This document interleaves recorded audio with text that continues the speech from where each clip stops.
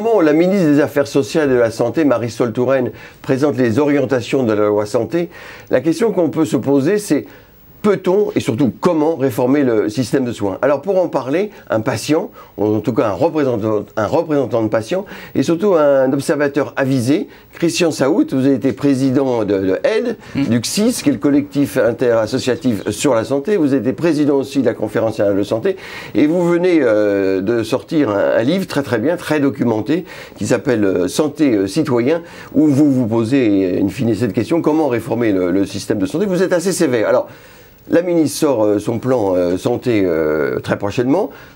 Quel est votre regard sur quels sont les leviers pour pouvoir réformer le système de santé? Les leviers pour réformer, c'est d'abord de reconnaître la vérité telle qu'elle est. C'est que, notamment dans ce système de santé, il y a 30% d'actes inutiles, 30% de soins non pertinents, 30% de 175 milliards d'euros à l'assurance maladie. Ça fait beaucoup d'argent. Et ça fait beaucoup d'argent pour... Est-ce qu'on les a repérés, ces actes inutiles? Parce qu'on en parle depuis un certain temps, mais on n'y arrive pas, c'est difficile. Domaine par domaine, on commence à le voir. Là, il y a des études qui viennent de sortir sur le fait que d'un département à l'autre, on opérait 4 fois plus de la prostate. Donc ça veut dire qu'il y en a au minimum 2 de trop. Donc voilà, c'est toutes ces choses-là qu'il faut regarder. La pertinence des soins, ça va être l'horizon de la réforme. Et alors, s'il n'y a pas de pertinence, en tout cas pas assez de pertinence, c'est que le système, et vous le dites, n'est pas organisé. Non, le système n'est pas organisé, c'est des juxtapositions, la prévention à côté du soin, le soin à côté du médico-social, et pas de lien entre tout ça. On peut avoir de très très bons soins à l'hôpital, et puis avoir des conditions de sortie qui soient calamiteuses. D'ailleurs, un Français sur 2 sort de l'hôpital sans lettre de sortie pour son médecin généraliste, ou sans lien avec la prise en charge de ville.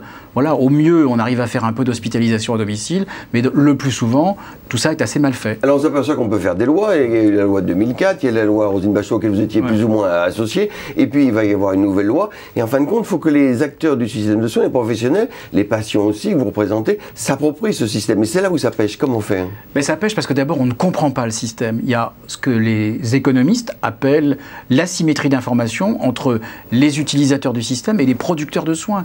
On ne comprend pas comment ça marche, on manque de ce qu'on appelle un GPS de santé. On serait étonné en allant simplement outre-Manche ou sur le site du NHS Choices, on peut taper l'endroit où on l'habite, la maladie qu'on a et une distance comme 80 km et on a toutes les réponses sanitaires à 80 km de son domicile. Mais le patient ne peut pas choisir, il n'a pas les informations. Si, parce que le système anglais vous dit à quel endroit c'est de bonne qualité, à quel ça l'est de moins bonne qualité. Ce que ne fait pas le système français, où tout est un peu confondu, on refuse de noter, d'apprécier, de dire ici c'est mieux, là c'est moins bien, ici vous aurez ci, là vous aurez ça.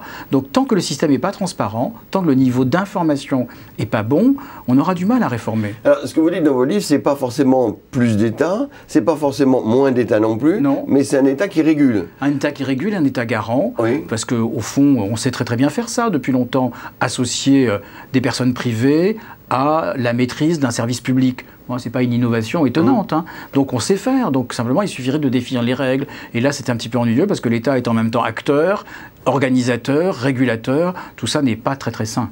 Et il y a un double pouvoir en quelque sorte. Il y a l'État qui gère les hôpitaux, l'assurance maladie qui gère la médecine de ville. Est-ce qu'il faut réunir tout ça dans une nouvelle agence ou quelque chose de nouveau? Je ne sais pas si c'est une nouvelle agence, en tout cas c'est sûr que ça ne va pas un système à 2 têtes. Je veux dire, il y a une tête qui dit qu'on va à gauche, l'autre tête qui dit qu'on va à droite, donc ça ne peut pas marcher comme ça. Il faut absolument réunifier. D'ailleurs, aujourd'hui, les acteurs du système reconnaissent qu'on doit d'ailleurs avoir plus de liens entre le ministère lui-même et l'assurance maladie d'autre part. Mais personne n'ose aller jusqu'au bout du bout, dire qu'il faut fusionner au fond la direction générale de l'organisation des soins avec l'assurance maladie. Et pourquoi ce blocage alors? Pourquoi? Parce que je pense que c'est culturel. Et puis il y a aussi des intérêts de différentes parties prenantes.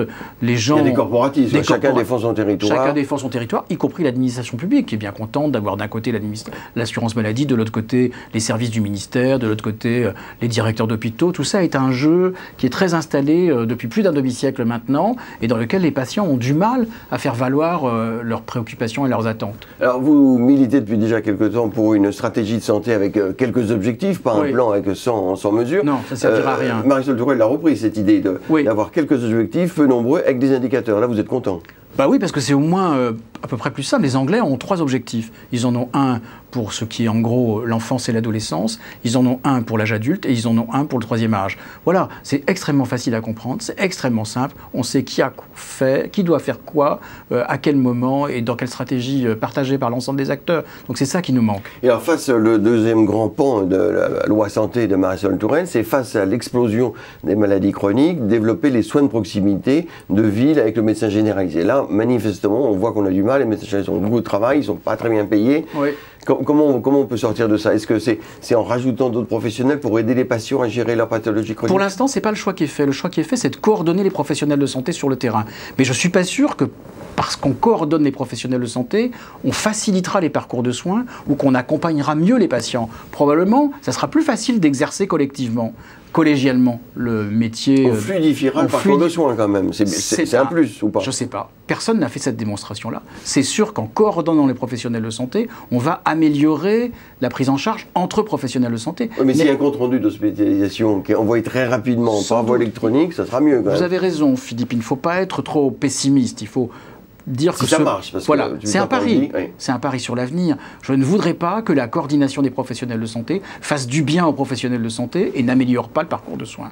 Mais c'est un vrai défi. Oui, mais le but, c'est quand même d'améliorer le parcours de soins. C'est le but qui est annoncé, mais je ne suis pas sûr que tel qu'on le présente aujourd'hui, en disant on va donner à un tel et un tel des forfaits de coordination, c'est pas parce qu'on donne un forfait de coordination qu'on a la garantie que la coordination sera faite. Oui, bah oui, parce qu'on a déjà vu ça, donner des forfaits de coordination, c'est pas une innovation. On a déjà vu des forfaits ceci, des forfaits cela, des forfaits de santé publique, sans que ça ait amélioré la santé publique en France. Alors, le dernier grande partie de la loi santé, c'est ce qu'on appelle la démocratie sanitaire, c'est le patient. Est-ce qu'aujourd'hui, depuis 2004, la loi sur les droits des patients, est-ce qu'on a beaucoup progressé? Quelles sont les difficultés, encore les 2-3 difficultés qui demeurent? Est-ce que le patient est assez accompagné?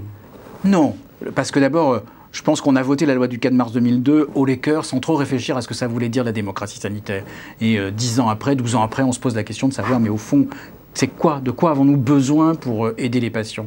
Et moi, je pense honnêtement qu'il faut que les associations de patients deviennent des acteurs du système de santé, de la même manière que les associations de personnes handicapées ont été des acteurs de la prise en charge des personnes handicapées. C'est elles qui fabriquent les actions d'insertion, c'est elles qui fabriquent les actions d'accompagnement, parce qu'au fond, ce sont elles qui savent. Alors la question qui est aujourd'hui posée, c'est... Ils savent, oui, ils savent une partie. Une partie. Mais pas l'autre. Pas l'autre. Mais voilà, la question en tout cas, c'est qu'ils ont démontré sur la partie qui les concernait qu'ils savaient répondre, notamment en lien avec les besoins des personnes elles-mêmes. Donc le pari, c'est celui-là. Est-ce qu'on aura un système de santé qui est capable d'accompagner les patients ? Ou est-ce qu'au contraire, il faut que cet accompagnement se situe en dehors du système de santé, en lisière avec lui, en phase avec lui, mais à l'extérieur? C'est un vrai sujet. C'est-à-dire, est-ce qu'on est capable d'avoir un système de santé qui ne voit que des organes, des traitements ou des interventions chirurgicales, ou qui est capable de voir le patient dans une approche globale? Et ça peut être qui autour alors? Ça peut être notamment les associations de patients, mais ça peut aussi probablement être les complémentaires pour une part, et puis ou l'assurance maladie. Ou l'assurance maladie pour d'autre part, parce qu'on voit bien qu'ils font déjà des choses aujourd'hui sur l'accompagnement des diabétiques ou sur l'accompagnement des femmes qui viennent d'accoucher et qui rentrent à domicile. Donc voilà, les jalons sont posés. La question c'est, est-ce que c'est à l'assureur public d'accompagner? Est-ce que c'est aux professionnels de santé d'accompagner? Est-ce que c'est aux complémentaires d'accompagner? Est-ce que c'est à la société, au travers des associations, d'accompagner les patients? C'est le vrai sujet. Cette nouvelle loi santé, optimiste ou pessimiste, c'est la énième, on va dire. La ministre y a beaucoup travaillé, ça fait 2 ans et demi qu'elle est annoncée. Est-ce que c'est un pari, vous disiez? C'est un pari. C'est un pari. Moi, j'aurais rêvé qu'on puisse acheter en librairie la stratégie nationale de santé de la France, comme on peut acheter aujourd'hui la stratégie nationale de défense de la France. Je crains malheureusement que le texte relatif à la stratégie nationale de santé ne soit pas un succès de librairie.